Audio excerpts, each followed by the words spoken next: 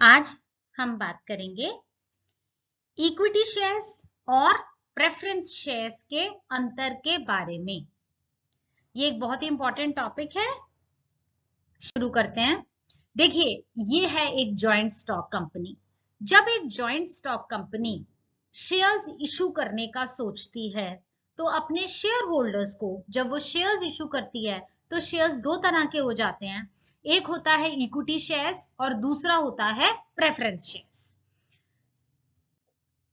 एक बात के लिए हम कैपिटल ऑफ द कंपनी को समझेंगे। मान लीजिए ये है हमारा total capital of the company. Total capital माने पूरा का पूरा पैसा जिससे हमारी कंपनी का काम चलेगा। टोटल कैपिटल को अगर हम छोटे छोटे टुकड़ों में विभाजित कर देते हैं, इसी टोटल कैपिटल के सेक्शंस बना दिए, छोटा छोटा टुकड़े कर दिए, तो उसके एक पोर्शन को हम बोलेंगे शेयर। शेयर का मतलब क्या है? हमने टोटल कैपिटल को छोटे छोटे पीसेस में बांट दिया और एक पीस को उठाया जिसका नाम हमने शेयर बोल दिया। शेयर क्या है? Share capital is a share in the capital of the company. हमारी कंपनी के कैपिटल का एक हिस्सा, एक टुकड़ा कहलाता है शेयर। शेयर माने बांट देना, ठीक है? तो जो ये आपका टोटल कैपिटल था, आपने इसको बांट दिया।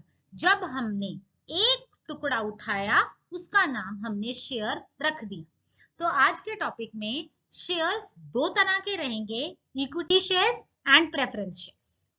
इक्विटी शेयर का दूसरा नाम ऑर्डिनरी शेयर भी होता है, आम। जिस तरह से हम ऑर्डिनरी सिटीजन्स की बात करते हैं, जनता, आम जनता की बात करते हैं, तो ये वाले शेयर्स ऑर्डिनरी शेयर भी कहलाते हैं। इक्विटी शेयर होल्डर्स के पास राइट टू वोट होता है। ये जो वोटिंग राइट है ये सिर्फ इक्विटी शेयर होल्डर के पास होता है। प्रेफरेंस शेयर होल्डर को ये वाला राइट नहीं मिलता। मैनेजमेंट के कंट्रोल में ये इनका हाथ रहता है क्योंकि इनके पास राइट टू वोट होता है।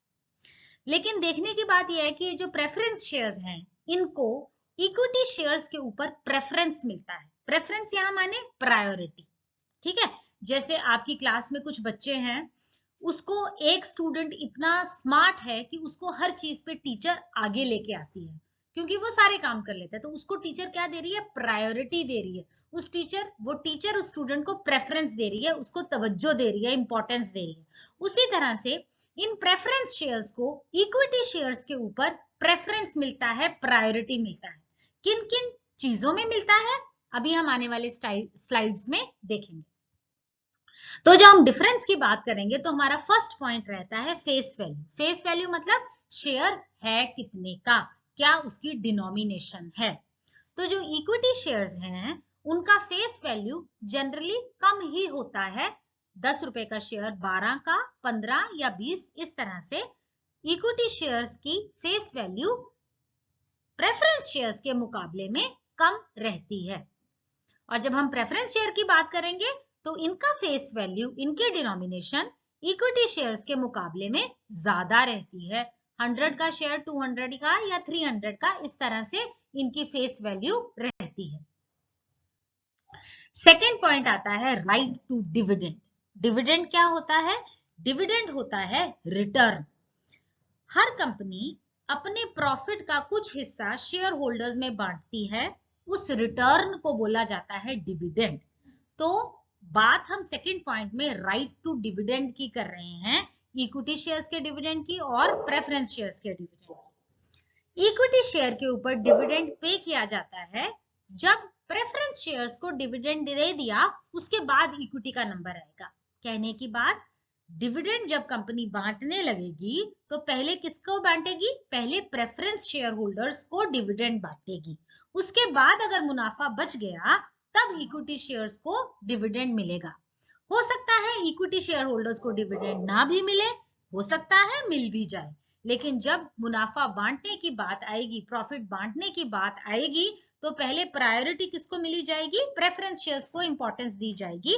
जब उनका सारा डिविडेंड पूरा हो गया और उसके बाद भी कंपनी के पास कुछ बचा है तब इक्विटी शेयर होल्डर्स को डिविडेंड दे दिया जाएगा। तो कहने की बात ये हुई कि इक्विटी शेयर होल्डर्स को डिविडेंड हो सकता है मिले, हो सकता है ना मिले, और जो मिलेगा डिविडेंड पहले किनको जाएगा, प्रेफरेंस शेयर्स को जाएगा। प्रेफरेंस शेयर होल्डर्स को डिविडेंड पे किया जाता है before it is paid on equity shares. Equity share holders को डिविडेंड देने से पहले हम प्रेफरेंस शेयर होल्डर्स को डिविडेंड बांटेगी कंपनी, उसके बाद इक्विटी वालों का नंबर आएगा। तो हम क्या बोल रहे हैं कि ये जो राइट टू डिविडेंड है इसमें इनका प्रेफरेंस शेयर होल्डर्स का फायदा है, इनको इंपॉर्टेंस दी जाती है, इनको प्रायोरिटी दी जाती है। नेक्स्ट पॉइंट है रेट ऑफ डिविडेंड। अब देखिए हमने बात करी कि डिविडेंड तो दिया जाएगा पहले प्रेफरेंस को फिर इक्विटी शेयर होल्डर्स को, ठीक है, लेकिन अब आई बात रेट की, कितना। तो देखो जी प्रेफरेंस शेयर होल्डर्स के केस में रेट ऑफ डिविडेंड जो है वो फिक्स रहता है। आपको जब हम इशू करते हैं शेयर्स तो प्रेफरेंस शेयर्स का इतने परसेंट डिविडेंड वाले शेयर्स, इतने परसेंट डिविडेंड वाले shares, the rate of dividend is fix कि आपको इतना डिविडेंड मिल जाएगा। लेकिन जो इक्विटी शेयर होल्डर्स है उनका कोई भी रेट फिक्स नहीं होता। हमने आपको बताया मिल भी सकता है, इनको नहीं भी मिल सकता, इनको हर हाल में ऐसे ही रहना पड़ेगा। तो the rate of dividend is decided by the board of directors every year. हर साल डिसाइड किया जाता है इनका रेट। कैसे डिसाइड किया जाता है, देखो जब हमने पेमेंट करनी है किसी कंपनी ने तो सबसे पहले बाहर वालों को पेमेंट करी जाती है। सबसे पहले उसमें आते हैं डिबेंचर होल्डर्स, फिर लोन वालों को ब्याज दिया जाता है, ठीक है, फिर क्रेडिटर्स होते हैं, उनको जो देना है दे दो। इन सबको देने के बाद जो बचता है वो शेयर होल्डर्स में बांटा जाता है। और जब शेयर होल्डर्स की बात आती है तो उसमें भी सबसे पहले प्रेफरेंस शेयर होल्डर्स आ गए, उसके बाद आए इक्विटी शेयर होल्डर्स। तो बेचारे इक्विटी शेयर होल्डर्स का डिविडेंड मिलना कोई फिक्स नहीं होता, और जो मिलेगा भी वो रेट ऑफ डिविडेंड भी उनका फिक्स नहीं होता। हर साल नया रेट डिसाइड किया जाता है और अप्रूव कर दिया जाता है शेयर होल्डर्स के द्वारा, क्योंकि इनका नंबर ही सबसे लेट आना है ना। तो वो जो सीक्वेंस है हमारी वो शुरू कहां से होएगी, डिबेंचर होल्डर्स हो गए, क्रेडिटर्स हो गए और लोन देने वाले हो गए, फिर प्रेफरेंस शेयर्स का डिविडेंड, उसके बाद कुछ बचा तो इनको मिलेगा। So the rate of dividend वाले पॉइंट में हमने देखा कि उसमें भी प्रेफरेंस शेयर होल्डर्स को ही प्रेफरेंस मिलती है, इक्विटी शेयर होल्डर्स को इसमें प्रेफरेंस नहीं मिलती, बचा खुचा जो होगा वो इनको मिल जाएगा। फोर्थ पॉइंट आता है एरियर ऑफ डिविडेंड। एरियर का मायने क्या हुआ, बकाया, ठीक है। मान लो एक साल डिविडेंड देना था, नहीं दिया, फिर दूसरे साल डिविडेंड देना था, नहीं दिया, तो जो 2 सालों का बकाया है क्या वो पे होगा कि बस नहीं दिया तो नहीं दिया, ठीक है ना, you understand. Arrear of dividend माने आपने एक साल अगर आप डिविडेंड ना दे पाए तो क्या आप दूसरे साल पिछले साल का डिविडेंड भी एग्रीगेट करके दोगे या नहीं दोगे। देखो जो इंटरेस्ट वाली बात होती है, जो हमने ब्याज पे पैसा लिया है उसका ब्याज नहीं दिया तो वो तो देना पड़ेगा, ठीक है ना, वो देना पड़ेगा। लेकिन यहाँ डिविडेंड में क्या आपका एरियर इकट्ठा होगा कि नहीं होगा। देखो इक्विटी शेयर होल्डर्स में dividend is declared every year, हर साल हम डिविडेंड देते हैं। लेकिन अगर डिविडेंड नहीं दिया, बताया ना आपको कि अगर नहीं बचा इनके लिए कुछ तो इनको कुछ नहीं मिलेगा। तो अगर डिविडेंड नहीं दिया किसी साल तो वो एक्यूमुलेट नहीं होगा। ऐसा कोई प्रावधान नहीं है कि इस साल डिविडेंड इक्विटी शेयर होल्डर्स को नहीं दिया तो भैया इसको इकट्ठा करके रखो, इनको अगले साल दे देंगे, ऐसा बिल्कुल भी नहीं होता। Arrear of dividend equity share holders को कभी भी नहीं मिलता। अगर जिस साल मिल गया खुश रहो ले लो, अगले साल पिछले साल का नहीं मिलना। नो एक्यूमुलेशन, कोई इनका ब्याज, कोई इनका एरियर ऑफ डिविडेंड इकट्ठा नहीं होता। अब बात करो प्रेफरेंस शेयर होल्डर्स की। अगर क्यूमुलेटिव प्रेफरेंस शेयर्स हैं तो ये एरियर डिविडेंड तो पे किया जाता है, इनका फिर एरियर बकाया जो डिविडेंड था जो हम एक साल ना दे पाए वो इकट्ठा होएगा और अगले साल आपको देना पड़ेगा। और कैसे दोगे, before it is paid on equity shares. तो जो एरियर ऑफ डिविडेंड इकट्ठा हुआ इनके नाम का वो अगले साल इक्विटी शेयर होल्डर्स को डिविडेंड बांटने से पहले इनको दे दिया जाएगा। इनके पिछले साल का भी देना पड़ेगा, इक्विटी शेयर होल्डर्स को बचा तो बचा, ना बचा तो ना बचा। अगला पॉइंट है कन्वर्टिबिलिटी। देखो इक्विटी शेयर्स कभी भी कन्वर्टिबल नहीं होते। एक बार इक्विटी शेयर इशू हो गए तो वो सारी उम्र इक्विटी शेयर ही रहेंगे। कोई ऐसा प्रावधान नहीं है कि आप इनको किसी और इक्विटी में चेंज कर सकते हो। लेकिन ये जो प्रेफरेंस शेयर्स होते हैं इशू करने के टाइम पर अगर ये कंडीशन रख दी जाए कि ये प्रेफरेंस शेयर्स 5 साल के बाद 7 साल के बाद इक्विटी शेयर होल्डर्स में कन्वर्ट हो जाएंगे तो प्रेफरेंस शेयर्स कन्वर्ट हो जाएंगे। तो कहने का मतलब ये हुआ कि इक्विटी शेयर्स कभी भी किसी और फंड में ट्रांसफर नहीं होते, ना ही वो कभी कन्वर्ट होते हैं। प्रेफरेंस शेयर्स इशू करते हुए अगर ये टर्म लगा दी जाए तो they can be convertible to equity shares after a period of time. 5 साल 7 साल का टाइम दे दिया जाता है। अगला पॉइंट है रिडम्पशन। रिडम्पशन मतलब वापस करना, ठीक है। Equity shares are never redeemed. Equity share में अगर आपने एक बार पैसा लगा दिया तो वो सारी उम्र के लिए लगा दिया, वो इन्वेस्टमेंट आपकी हो गई।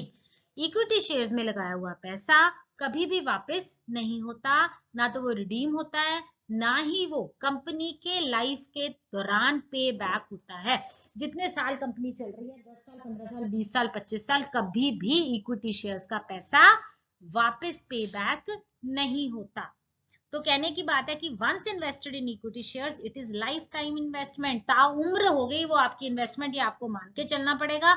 आपको वो इन्वेस्ट किया हुआ पैसा इक्विटी शेयर का कभी भी वापस नहीं मिलेगा unless it is reduction of shares. अगर कंपनी रिडक्शन ऑफ शेयर्स करती है तो आपको इक्विटी शेयर्स का पैसा वापस मिल सकता है। दूसरी कंडीशन है अगर कंपनी बाई बैक करती है शेयर्स, अपने ही शेयर्स वापस बाय कर लेती है, खरीद लेती है, तो आपको इक्विटी शेयर्स का पैसा वापस मिल सकता है। इन दो कंडीशंस को छोड़कर इक्विटी शेयर्स में इन्वेस्ट किया हुआ पैसा कभी भी वापस नहीं मिलता कंपनी के चलते हुए, ठीक है। Preference shares they can be redeemed on the due date. जब हम प्रेफरेंस शेयर्स इशू करते हैं तो कुछ प्रेफरेंस शेयर्स रिडीमेबल होते हैं, इसका मतलब वो वापस कर दिया जाएगा आपको पैसा। कब वापस किया जाएगा? On the expiry of a fixed period of time. आपको वेरी वेल मेंशन्ड होगा 5 इयर्स में रिडीम होने हैं या 7 इयर्स में रिडीम्ड होने हैं, ठीक है। या ये कंपनी के ऑप्शन पे छोड़ दिया जाता है अगर टाइम पीरियड फिक्स नहीं है, कि जब कंपनी का दिल करेगा तो वो रिडीम करने का ऑफर आपके आगे ले आएगी। तो 6th पॉइंट जो रिडम्पशन का है वो ये कहता है कि इक्विटी शेयर्स कभी भी रिडीम नहीं होते हैं। कंपनी के लाइफ टाइम में, चलती हुई कंपनी में कभी भी इक्विटी शेयर्स ना रिडीम होंगे, ना उनका पैसा आपको वापस मिलेगा। तो एक बार जो आपने इक्विटी शेयर्स में पैसा लगा दिया वो सदा के लिए लगा दिया। लेकिन preference shares they are redeemable on the due date और on the fixed period of time. Next point आता है वोटिंग राइट्स। देखिए ये एक ऐसा पॉइंट है जिसमें इक्विटी शेयर्स को प्रेफरेंस मिलता है, प्रेफरेंस शेयर्स को नहीं मिलता। इक्विटी शेयर्स को वोटिंग राइट्स का अधिकार कंपनी के द्वारा दिया जाता है। प्रेफरेंस शेयर्स को वोटिंग राइट का अधिकार कभी भी नहीं मिलता। सिर्फ एक स्पेशल कंडीशन है जब उसको मिल सकता है, अगर तो नॉर्मल कंडीशन में उनको वोटिंग राइट नहीं मिलता, अगर उनको 2 साल तक डिविडेंड नहीं पे किया कंपनी ने, तब उनको ये वोटिंग राइट का राइट मिल सकता है। अदरवाइज प्रेफरेंस शेयर्स को वोटिंग राइट्स नहीं दिए जाते। इक्विटी शेयर होल्डर्स को हमेशा वोटिंग राइट्स दे दिए जाते हैं। कंडीशन हमने आपको बता दी, 2 साल तक डिविडेंड नहीं दिया तब प्रेफरेंस शेयर्स को वोटिंग राइट्स का अधिकार मिलता है। 8th point is the refund of the capital. Refund मतलब वापस करना, है जी। अगर कंपनी वाइंड अप हो जाती है, लिक्विडेशन हो जाती है, तो इक्विटी शेयर्स का पैसा वापस कब करोगे? जब आपने प्रेफरेंस शेयर कैपिटल पे कर दिया होगा तब। इस केस में भी इक्विटी शेयर्स को प्रेफरेंस नहीं मिलती, प्रेफरेंस शेयर्स को प्रायोरिटी मिलती है। कहने का मतलब अगर वाइंडिंग अप हो जाए कंपनी की तो सबसे पहले कंपनी प्रेफरेंस शेयर होल्डर्स का पैसा वापस करेगी। So the preference share capital is repaid before the equity share capital is repaid. तो equity shares को उनका पैसा वापस करने से पहले किसका भुगतान करेगी कंपनी? प्रेफरेंस शेयर कैपिटल का भुगतान किया जाता है।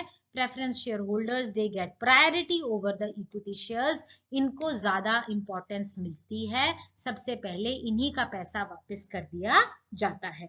देखो जब वाइंड अप करने की बात आती है कंपनी की तो सबसे पहले बाहर वाले लोगों को पैसा दिया जाता है, जिसमें वही हमारा सीक्वेंस आता है, डिवेंचर होल्डर्स आ गए, इंटरेस्ट वाले आ गए, क्रेडिटर्स आ गए, उसके बाद किसका नंबर आएगा जी? प्रेफरेंस शेयर कैपिटल का पैसा वापस कर दो। फिर अगर बचा कुछ होगा तब इक्विटी शेयर्स को रिफंड मिलेगा, वरना नहीं मिलता। नेक्स्ट पॉइंट है हमारा right to participate in the management of the company. Company की मैनेजमेंट में, मैनेजमेंट के कंट्रोल में किसका राइट है? इक्विटी शेयर होल्डर्स का राइट है, वो पार्टिसिपेट कर सकते हैं। और प्रेफरेंस शेयर होल्डर्स को ऐसा कोई भी right management of the company में पार्टिसिपेट करने का बिल्कुल भी नहीं मिलता।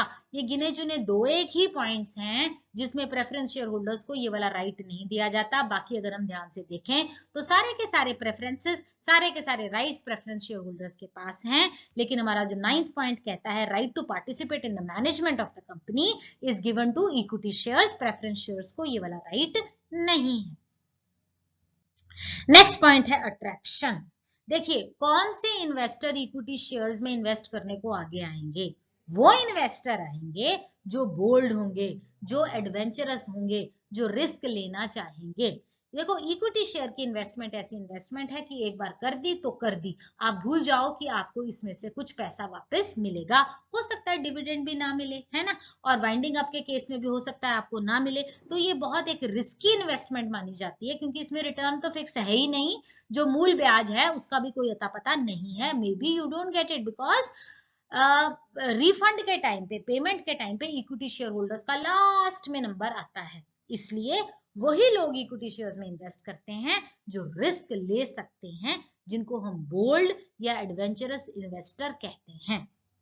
प्रेफरेंस शेयर्स में वो इन्वेस्टर इन्वेस्ट करेगा जो लॉस अवॉइड करना चाहता है, जो बिल्कुल भी रिस्क लेना नहीं चाहता। क्यों? उसको ये चाहिए कि मेरा रेट फिक्स आए, जो मैं इन्वेस्टमेंट कर रहा हूं उसके ऊपर मेरा फिक्स्ड रिटर्न जो है मुझे आती रहे, सुखेले से मेरा पैसा पड़ा रहे और मुझे उसके ऊपर ब्याज सा भी आता रहे। तो वो लोग प्रेफरेंस शेयर्स में इन्वेस्ट करेंगे। कहने का मतलब कॉशियस, बहुत ही सूझबूझ वाले लोग, ध्यान देने वाले लोग, हमारा पैसा डूब ना जाए, हमको रिटर्न भी आती रहे। कंजर्वेटिव इन्वेस्टर्स ये बिल्कुल भी रिस्क टेकर नहीं होते हैं, ये रिस्क अवर्स करने वाले होते हैं, अपना लॉस अवॉइड करने वाले होते हैं। सो ये वो वाले इन्वेस्टर्स प्रेफरेंस शेयर्स में अट्रैक्ट होते हैं।